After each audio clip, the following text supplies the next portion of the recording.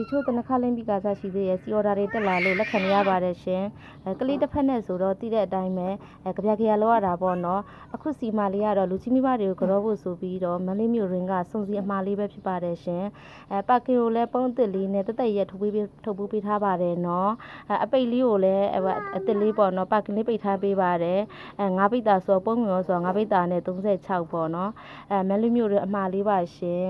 မယွန်းရှာနေပြီးတော့ရုံကြည်ကြည်အားပေးတဲ့ customer တူတယောက်ချင်းစီကိုလည်းကျေးဇူးများတင်ပါတယ်တကြံတွင်းမှာလူကြီးမိဘတွေကိုကြောဖို့ပဲဖြစ်ဖြစ်ကိုယ်တိုင်စားသုံးမှုပဲဖြစ်ဖြစ်ဒီပေါ့နော်အညာဆုံးစီစစ်လေးရှိပါတယ်နော်ထုကအညာဆုံးစီစစ်လေးရှိပါတယ်ရှင်မယွန်းရှိမှာမှာယူလို့ရပါတယ်နော်သူကဲစုံစီကတော့သူ့ရဲ့အည်သွေးကတော့အထွေထူးပြောစရာမလိုဘူးပေါ့နော်သုံးဘူးတဲ့သူတိုင်းသိပါတယ်ရှင်ဆုလူကြီးပြတဲ့အတွက်ကျေးဇူးအများကြီးတင်ပါတယ်